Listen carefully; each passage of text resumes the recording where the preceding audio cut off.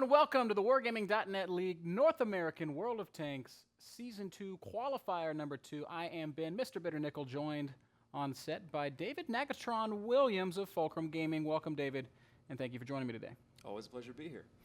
And to David's right, also of Fulcrum Gaming, we have Kirill Bondar, a.k.a. Soviet. Hello, Kirill. Hello, Ben. Hello, David. Hello. Looking forward. Welcome, guys. Thank you for joining us here on set here in sunny Southern California. We've got a lot of great World of Tanks games coming up, and I, for one, am very excited not just to see some great Tanks gameplay, but also to hear your insights on those great Tanks games. But before we get into that, I have to educate you a little bit. Did you know that on this day in history, in the year 1780, Benedict Arnold committed treason against the United States of America? You know, I knew that it happened. I could not have told you the exact date. Now you know. Now you know. The more you know. The more you know. All right, guys. We got a lot of great games today. Let's go ahead and take a look at today's matches. I'm pretty excited to talk about all of these teams. We'll go ahead and throw out right off the bat that Vorbild versus Commotion in Motion. That game is going to be happening off stream. It's going to be starting at 5 o'clock along with our scheduled to be broadcast at 5 o'clock game. We've got Simposaurus Rex versus the Landing Zone Slayers. We've got High Voltage versus Refuse to Die, and we've got Pub Stars versus Villainous. These are the 8 remaining teams that still have a chance to make it into Season 2 of the WGL. And David, I'm just going to ask you right off the bat, which one of these teams do you not want to have to find yourself playing against? I kind of see how you're phrasing that. Well, between the 3 that are left, I would say that Pub Stars doesn't quite have the experience yet, but their players are far and away better than everybody else that seems to be qualifying. Refuse to Die has some pretty solid players. Their strategy is a little bit further ahead, a little bit more experience. So it's a hard choice between the 2 of them, but I would say we would definitely get a lot of fun out of playing Refuse to Die. So I think I'd have to go with Pub Stars on that one. Pub Stars and Refuse to Die, probably the 2 favorites to make it through, if there are favorites to make it through. But what about these other teams that are still kind of in the hunt, teams like Simposaurus Rex or Vorbild? What do you think their chances are? Anybody's chances are always fairly good. Simposaurus Rex, I didn't see them yesterday, but I know they had probably one of the easier teams on the first day, so it's hard to say exactly how well they're going to be doing in this qualifier and how well they could do against teams like Pub Stars and Refuse to Die, just because we haven't seen them face teams like that yet. Right. Well, they did make it to the finals of our first qualifier, and here they are back again, trying in qualifier number 2, the final qualifier before we move on into Season 2 of the WGL, where they'll have chances to play against teams like Fulcrum Gaming, the reigning champs. So we have that to look forward to. Quick look at the rules for today. This is the 7x42 format. That means 7 players per team will each take their piece of 42 tier points, each tank worth a certain amount of tier points, 1 through 8. Maximum is, of course, tier 8. We're playing best of 5 today, which means the first team to win 3 matches will, or win 3 battles, I should say, will secure victory in the match. Before we jump into our games, I want to invite everybody to please get involved in the conversation over on the social media. That's twitter.com/WGLNA, facebook.com/WGLNA, and please, please, please reach out to our guest casters today. That's at Nagatron HQ and at Mr. Soviet with a 1. Is that right? 1 and 3. 1 and 3. That's pretty elite speak. Very elite. Okay. Well, send these guys your feedback and your love. It's really cool having them on set with us here today, and I'm sure it promises to be very insightful. I'm hoping to learn a lot today, guys. Certainly more than I learned in watching the All-Star match, which y'all basically lost terribly at the finals. I wasn't in that. I'm looking at you, Soviet. my recollection of the events is quite different. You guys had to cheat and still lost. No. We had to cheat in the last game so as not to embarrass you, because then, you would have had an excuse. Oh, okay.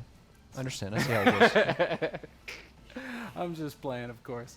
The Fulcrum guys and all the pros that play are certainly a class above the rest. Our first match is going to be Simposaurus Rex versus the Landing Zone Slayers. We're going to take a very short break, but when we get back, we're going to jump in with game number 1 of match number 1. Guys, don't go anywhere. You're watching the WGLNA Season 2 Qualifier number 2. Well, I can say that our countdown has officially expired. Game number 1 is about to be underway between Simposaurus Rex and the Landing Zone Slayers. We're moving on to Himmelsdorf, and, well, let's just go ahead and jump into the game so we can talk all about it.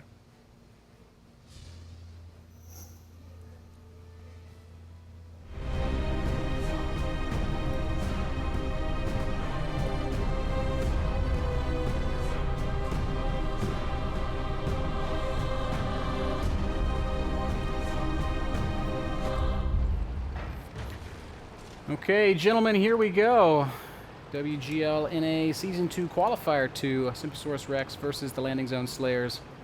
And right off the bat, we see that Simposaurus Rex is actually playing 2 tanks down. They don't have their T1s. What does that mean, Soviet? You're immediately starting off with less vision on the map, and that's a big thing for Himmelsdorf. You need those T1s to see enemy movements, to see where they're coming from, and to be able to react. So a big disadvantage, and let's see if the Landing Zone Slayers will take advantage of that.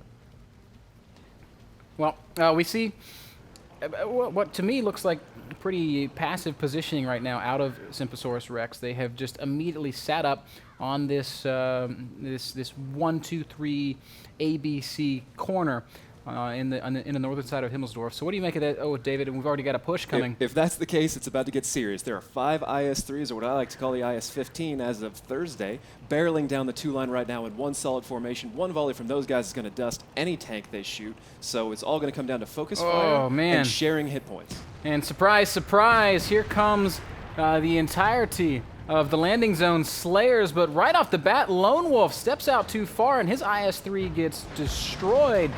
It was Mighty Pillow in the 5100 who was able to land that killing shot. He's got a great position at the back of the, I don't know, we'll call it the train station. Still more and more shots are being exchanged. Cinnabar very low on health, down to just 367 hit points, but he has ducked behind Revelator, who is actually just going to die. So, I guess punch for punch, both teams have lost a Tier 8 tank now. You're definitely right there. Simposaurus Rex has them out-positioned if they're able to get a flank going right now, but taking them head-on is going to spell all sorts of issues, as IS-3s are nothing to be toyed with. They're hard to penetrate. They do a lot of damage, especially in mass. And right now, this is looking very neck and neck, but it's still in anyone's hands. Yeah, this is a pure IS-3 tank composition from the Landing Zone Slayers. This is a hard push, and they're doing it with a bunch of very hard, difficult to penetrate tanks. Looks like we've got AP3, or maybe I should say 2 AP3, trying to make a bit of a flank here onto Simposaurus Rex. He's got 2 very low health IS-3s that he could kill in short order. One shot will ring out and miss. It bounces. A terrible turn of events here for 2 AP3, and now he's got to deal with a full health IS-3 in his face. And ultimately, he does pick up 2 kills, but it's going to cost him, I think, his life. Yes, it does. T2, tie 2, and that IS-3 does manage to clean it up, and that means that Simposaurus Rex is going to very quickly go down 0-1. Himmelsdorf not.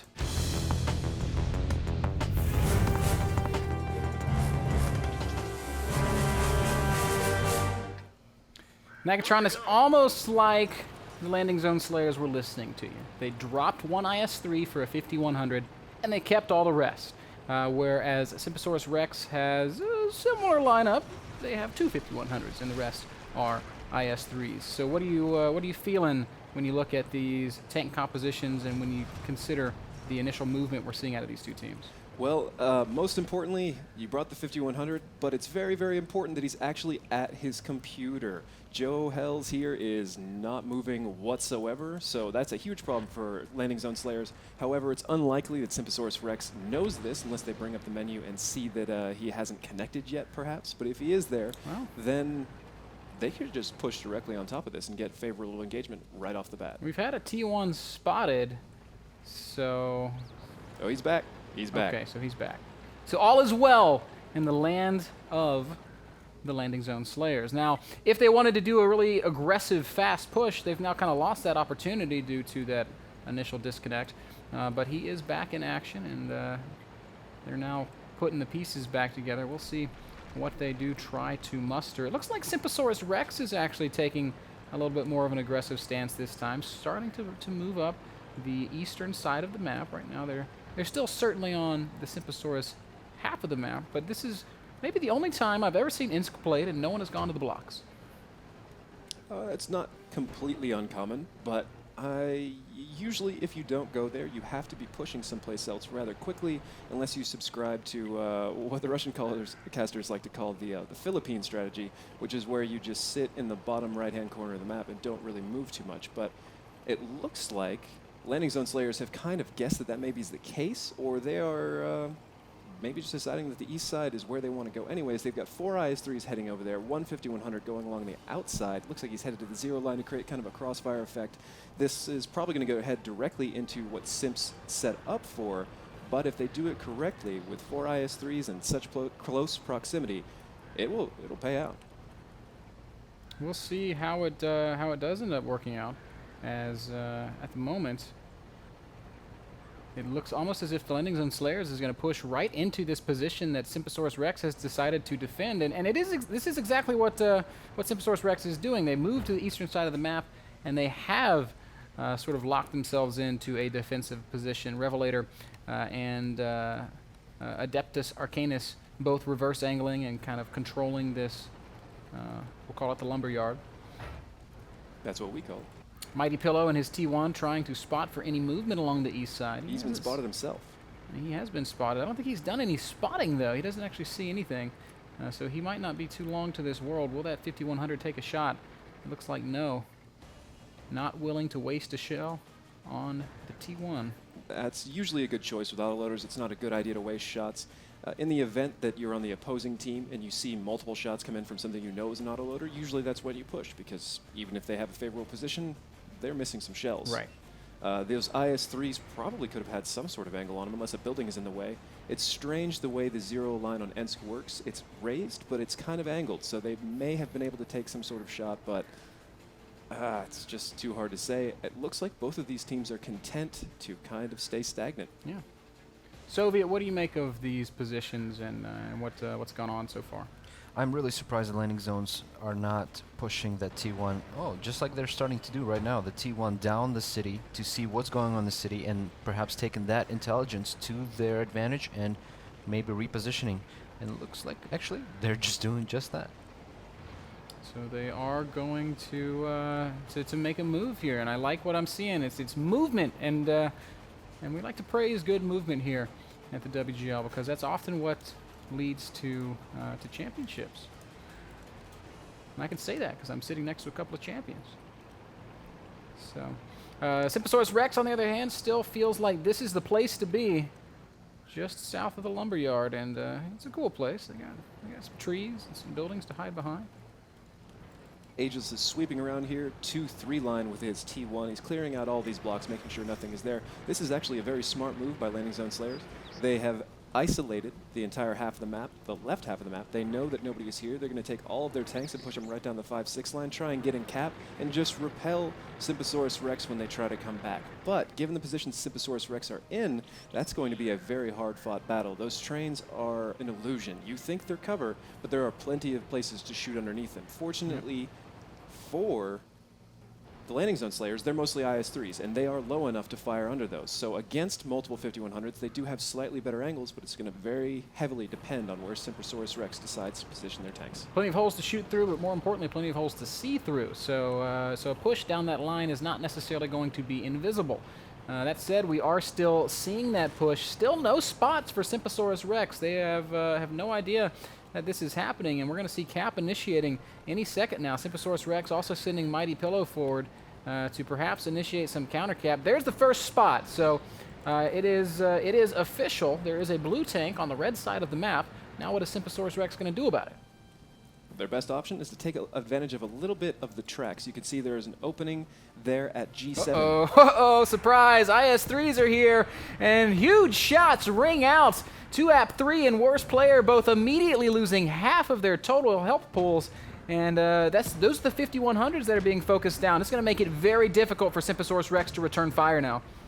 Definitely. If a 5100 is not able to get his clip off, he has not brought his effect to the battlefield. And they are both very low, but they're not dead yet. This conglomeration of IS-3s is going to be very hard to penetrate in the position they're in. Simposaurus Rex this had is over. no vision, and 3, the cap 2, 1. Shots. Oh, there is a reset. So I don't know who it was, but big shot rings out, resets the cap. But I don't know if it's going to make much of a difference because there are still a lot of blue tanks capturing the red base. And it doesn't appear to me that Simposaurus is able to actually get in position to contest this. 2AP3 in his 5100 is going to try some heroics, but he's going to go down. That means worst player. Also in the 5100 is the last real high damage output threat remaining for Simposaurus Rex, but he's not even going to get to fire. Red base has been captured, and Simposaurus Rex is once again punished for their immobility. Landing Zone Slayers goes up 2-0, and that excites me, David. It excites me because, first of all, you predicted Simposaurus Rex to win, and it doesn't look that way. At least it's certainly momentum is in favor of the Landing Zone Slayers, but it's not over yet. But more than anything else, I love the fact that we saw that same kind of movement we talked about at the top of the show. Reveal a tank, hey, I'm over here, and then guess what? I'm not anymore because now I'm in your base capturing your flag. You're exactly right. Landing Zone Slayers is playing very differently than we saw them play on Thursday, and Simposaurus Rex is also playing very differently than we saw them play. They're playing less mobile, and Landing Zone Slayers are playing more mobile. So if I had made a bet, I would be regretting it right now and biting my nails. I'm, right now, Landing Zone Slayers 3-0 because they have all the momentum behind them. Simposaurus Rex is definitely questioning most of their choices, and they don't seem to have brought a game plan whatsoever. The only thing I can think is perhaps they're double booked for some sort of tournament, and they have maybe like their B team in. I don't understand what's going on here at all. So I know you to be a gambling man, David. I'm going to give you an opportunity to make a wager. I'm going to give you an opportunity to take the over or the under on 4 games. On 4 battles. Or you can just pass. You don't have to. I'll take whichever one you don't want. I'm going to take the under. You're going to take the under. Absolutely. Okay. So what's the wager? Oh, we're actually going to shake on Oh, this. we're going to shake. We're putting money down. I think I have 20 in cash on me back there, unless we're going to hit up an ATM and make this seriously It can just be dinner. How about that? Okay, that works for me. Okay, so I'm going to take the over. That means that I'm betting that Simposaurus Rex brings it back. Of course, if Simposaurus Rex wins 1 map or draws, that means it's just a push and nobody wins. So we both have outs. Soviet, if you had to predict who's going to win our little wager, who would your money be on? Bet on Nagatron. Yeah, it's looking pretty good for the Landing Zone Slayers. Yep. I'm gonna actually agree with you. I want to once again say that Joe Hell is really giving him hell. He was the guy that brought the 5100. He put up 2 kills, fired 8 times, managed to pin 6 times for 1,500 damage. That was the most damage dealt by a single tank in that battle. So more great play out of Joe Hell. Joe Hell. Not bad for a guy who started out the game completely immobile. That's right. He wasn't even there. And then he said, "Guys, wait for me. You don't want to." He said, "Jazz hands." Spirit fingers. I don't know why I did that, but it was great. He said, "Guys, wait for me," and then he came back and he carried the day. So very well played, Joe Hell, making all the right plays and putting this team in a good position. We are going to kick it into a short break, folks. When we get back, it will be battle number 3, and it looks like it's going to be taking place on Cliff. I can't wait. It'll be my first ever Cliff cast as a World of Tanks commentator. It's going to be, you guys are going to get to experience my first Cliff's experience with me. I feel special. We're honored. You should feel very special. Don't go anywhere, folks. We'll be right back. Welcome back to the WGL North America. We're about ready to jump into our 3rd battle on Cliff. Soviet took all this time to draw up and illustrate Insk, but it looks like he's not going to get a chance to talk about it. Kirill, I'm sorry. No worries. We'll let you draw for Cliff. I very rudely excluded you from the tactical conversation, and I apologize for that. It's okay. You're the guy that people want to hear talk, not me. Bitter gulag. To gulag. To gulag. Let's jump into Cliff.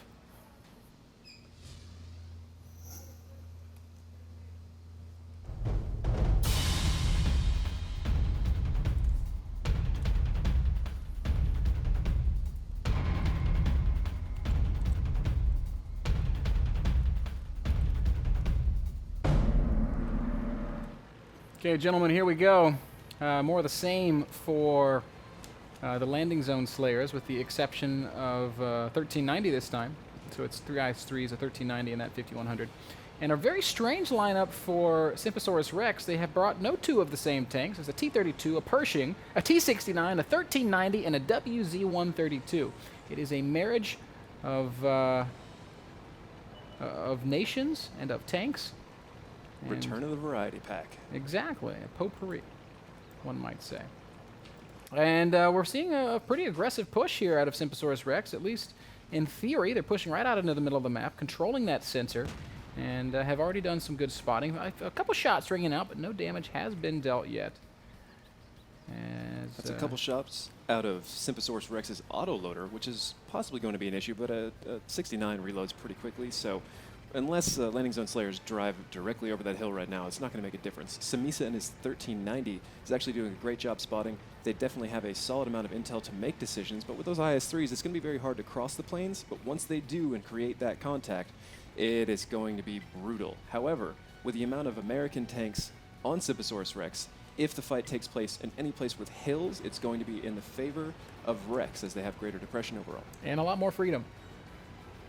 It has to be said. America. Exactly.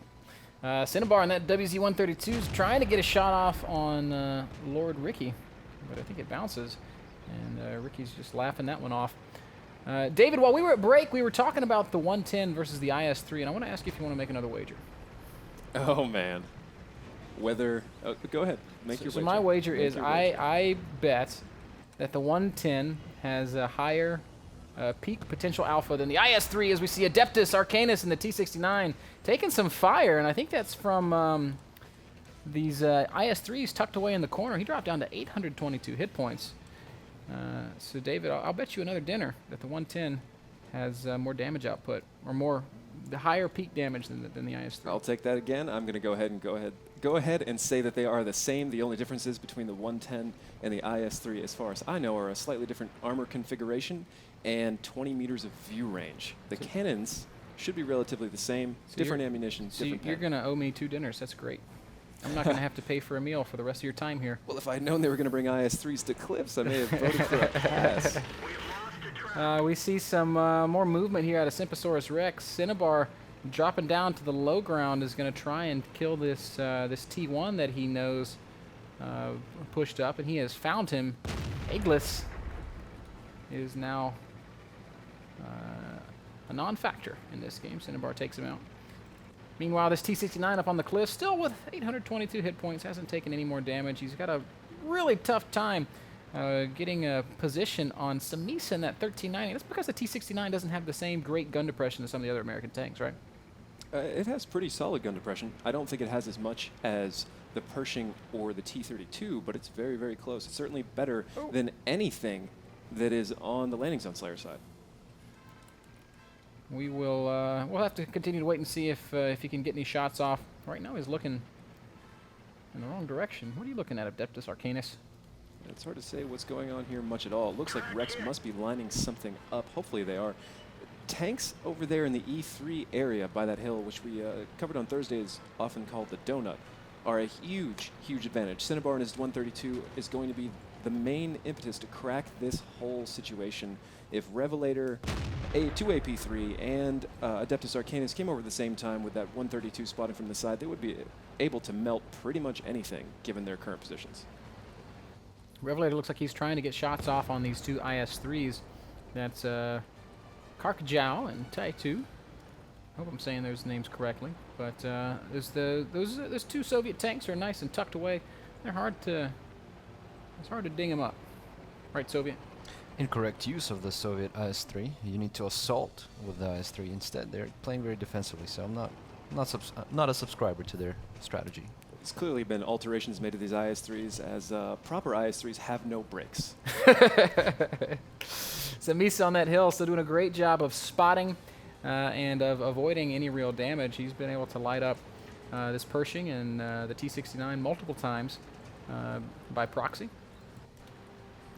So I would say keep it up with the great 1390 play, something that we know Rukil would be very excited by. Got an interesting move going on here from landing zone slayers, they have taken both of their IS-3s that were pinned at D5. We're only less than a third of their health right now, 504.78 each, and they've actually caught Cinnabar alone. Oh, and that is going to be a huge, huge grab for them.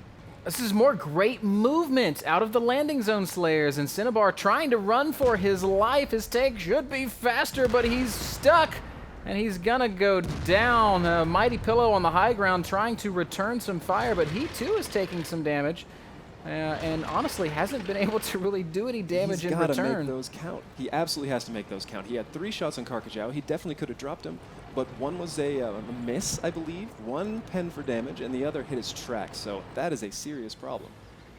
Mighty Pillow comes up short. Now, there is no Tier 8 rule in effect for this qualifier, so in spite of the fact that the landing zone slayers enjoy a 9 tier point lead, they have not by any stretch secured victory yet. They will have to cap or eliminate their opponents in order to do so. Still, Samisa on this hill doing a good job of spotting. Adeptus Arcanus is getting a little bit reckless, pushing forward almost in range of some fire. Revelator's also going to make a push in that T-32, and he is getting incredibly aggressive. He really wants to take out Samisa in the 1390. He does fire and pin, but he's not an autoloader. He's gonna have to take some time and load up another shell. There's that second shot. Samisa down to 277 hit points is gonna get up that position on the hill.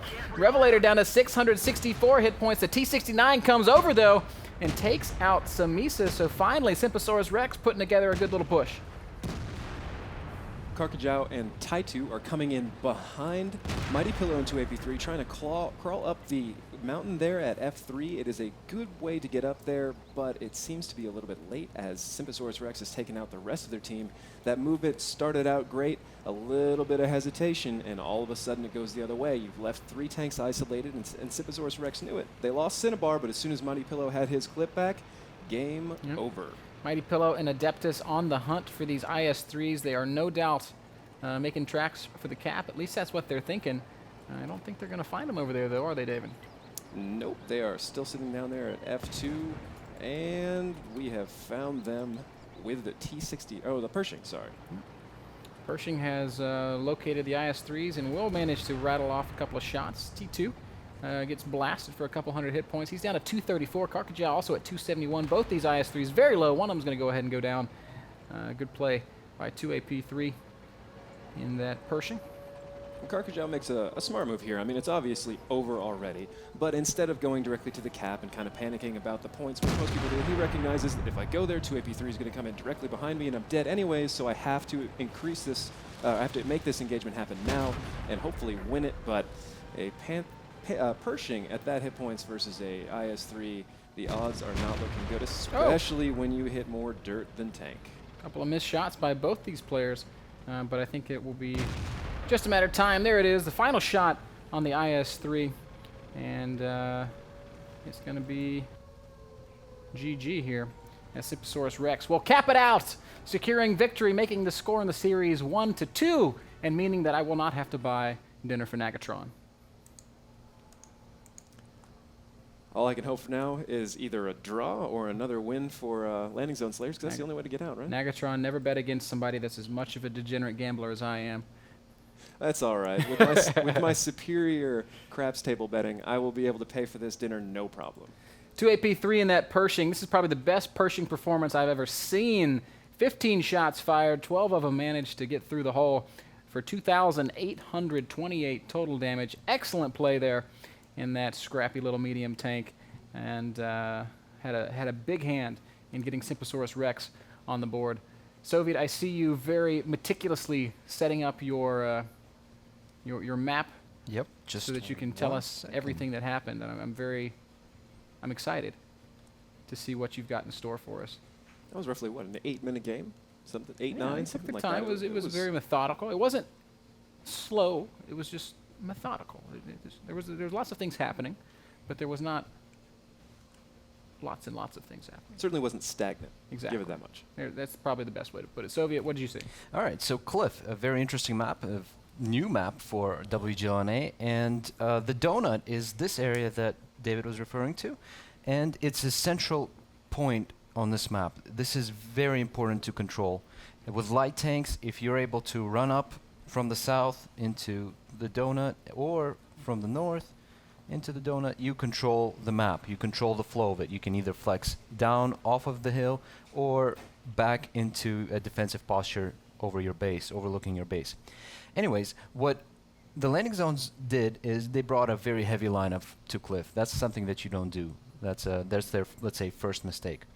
The second mistake here was these two IS-3s pushed out, and it was a good move. They were able to grab Cinnabar and the WZ-132, but they pretty much doomed the rest of the team because these three guys here were outnumbered. They were playing 4 on 3, and what Simposaurus did, they came around this way and then just pushed over the hill and took those guys out. So basically just a miscalculation. Those IS-3s needed not... You can't go with IS-3s down there because they're slow and they cannot come up this hill.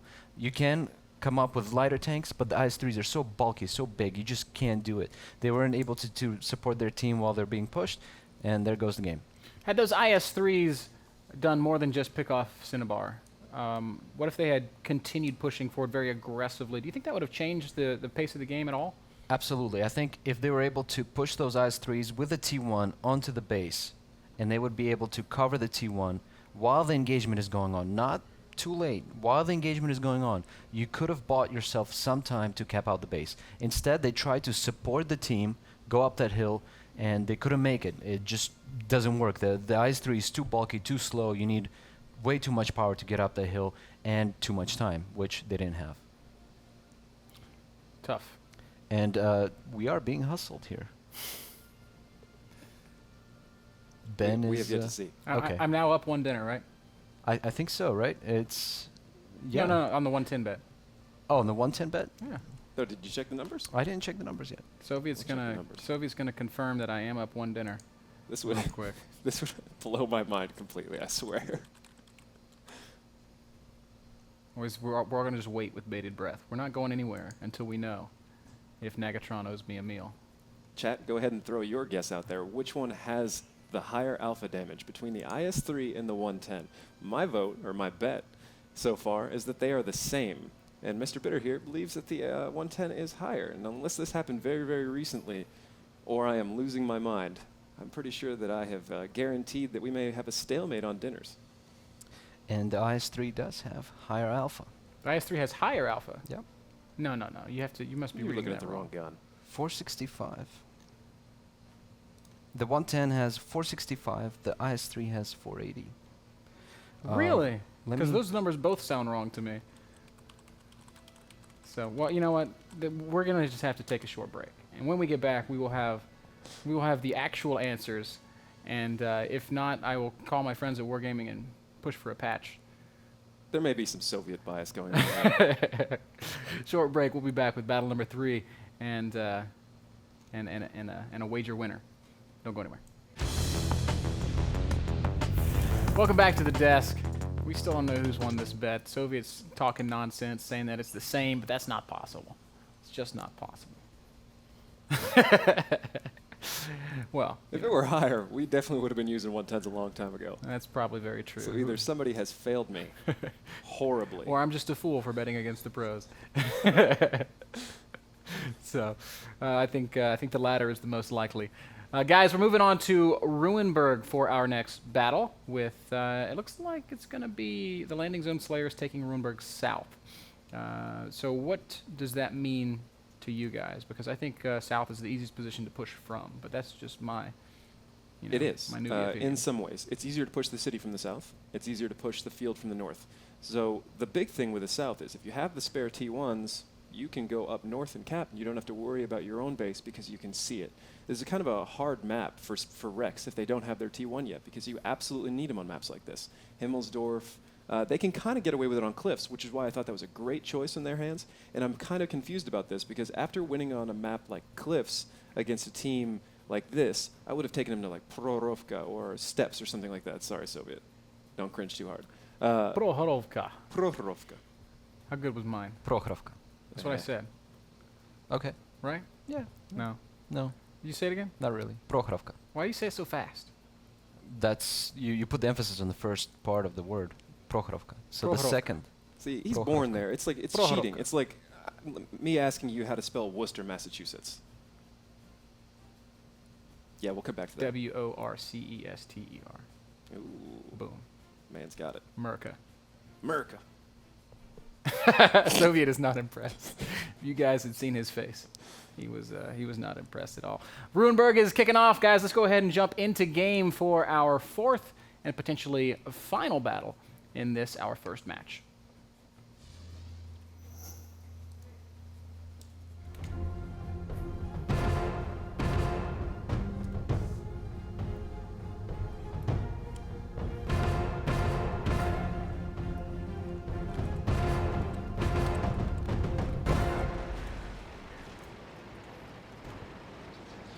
And a familiar story being told here, Nagatron. 5 IS-3s for the landing zone slayers against a 1390, a 5100, and 3 IS-3s for Simposaurus Rex.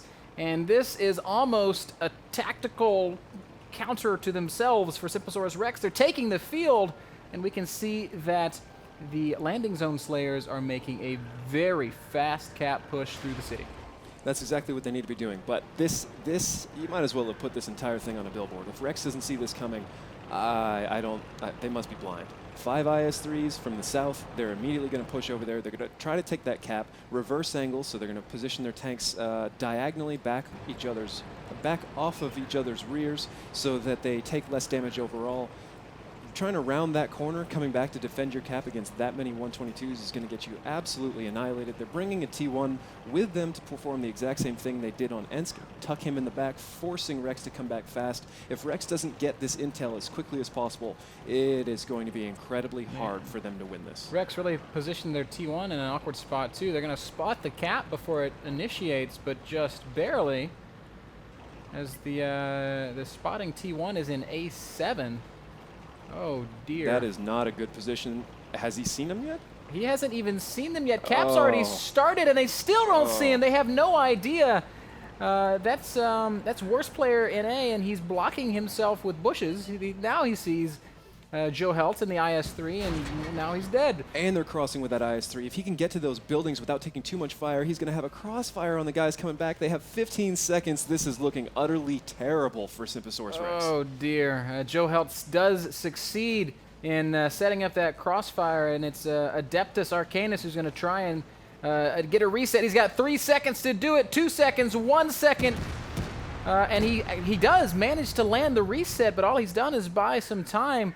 More shots do ring out, and Simposaurus Rex is just going to push on this position. Revelator is going crazy deep in that IS-3. He's gone all the way down to 650 hit points. Here comes Fruitcake and Arcanus. They're still dancing on the corner. The cap has, for all intents and purposes, been stopped, but the hit point advantage, this might actually be in favor of Rex right now. That move that Revelator made is very, very difficult for single-fire guns to compensate for. They have to turn around, they have to put him down, but if they don't put him down quickly, he has plenty of time to do a lot of equal damage to whoever is trying to finish him. So this is a great way to negate those single-fire guns, and their autoloaders are doing a great job. They took out the other IS-3. They are very, very close here, but it's still anyone's game. It is so close. Joe Helt with the crossfire has been shut down. There are 2 IS-3s still on cap. Karkajow, still with over 1,000 hit points. Can he be the linchpin that saves the day? We see Adeptus is down to 350 hit points. He's going to just fall back and try to hide. Will he stay alive? No, he will not. That means it's 2 AP3 and Mighty Pillow, the last 2 Tier 8 tanks alive. It's all on the autoloaders to save the day. Is it even possible? Definitely. Autoloaders can put down these tanks very quickly, but it's going to be a delicate procedure. They have to get Lone Wolf without taking any fire in return, and then immediately step on both those tanks without letting Mighty Pillow go down. But there it goes. That is the game. Right then, right there. That was... both teams fumbled there, and really it just boiled down to IS-3s and the power of Russian hardware.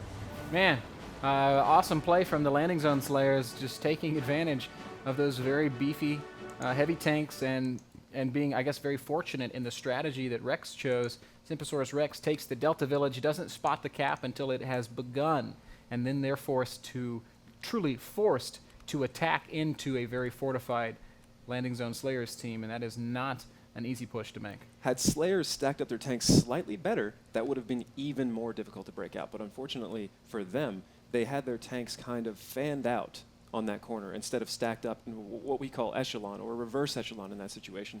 And they were much more easily penetrated from those positions. Karkajau and Lord Ricky, the two last standing IS-3s, I should say 3 as Lone Wolf was also alive, but Karkajau and Lord Ricky combining for about 4,000 total damage. We can see 7 penetrations of 8 shots fired for Karkajau.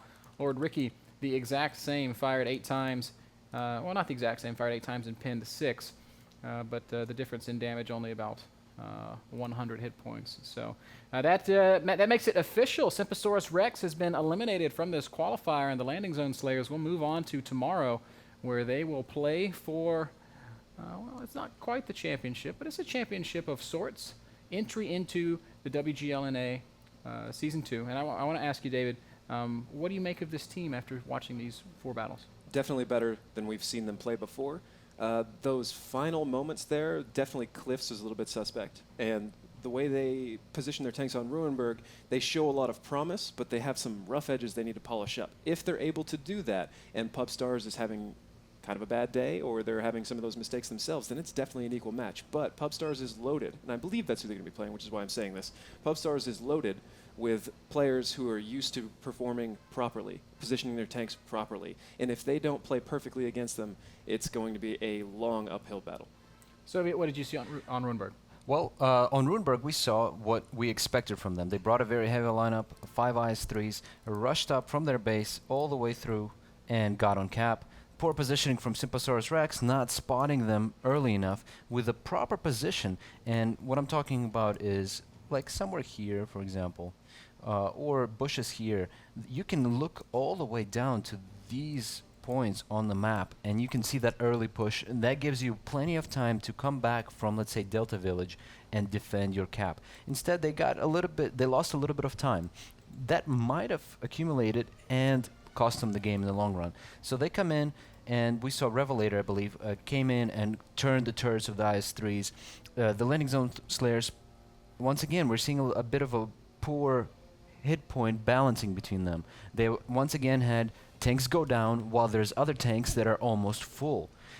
This IS-3 here, while it's a good move for the IS-3 to push over into the A6, A7, it was pretty much a sacrifice at that point because the IS-3 is one of the slower tanks. By the time it got there, and by the time Simposaurus Rex realized that he's there, they were able to negate him really quick with a much more mobile 5100 and a 1390. So the 5100 and 1390 that were left just weren't able to make the shots count. That's one thing. I did see the autoloaders miss a lot of shots, and then they just were too long on the reload. The other thing to mention with that one IS-3 crossing all the way across that road is there's not very good depression angles on an IS-3, and that area is very hilly. So if he doesn't know that, and he doesn't do it properly, he'll absolutely get ripped to shreds by other tanks. Well, congratulations to the Landing Zone Slayers. They make it on to tomorrow, and they have a shot at qualifying for Season 2. Our second match is going to be Refuse to Die versus High Voltage. So we're going to see Refuse to Die, a Season 1 team, trying perhaps to finally requalify for Season 2. Before we go to break, I guess we need to show Nagatron's screen. And he's got this smirk on his face because he thinks he's won, but I'm not giving up yet. The average damage of the 110's 122 mil cannon is 390. The average damage of the IS-3, also 390. But I still am convinced that the alpha spikes of the 110 are higher. So we're going to continue doing our homework. I refuse to admit defeat just yet. We're going to take a very short break. When we return, our second match of the day in Refuse to Die versus High Voltage.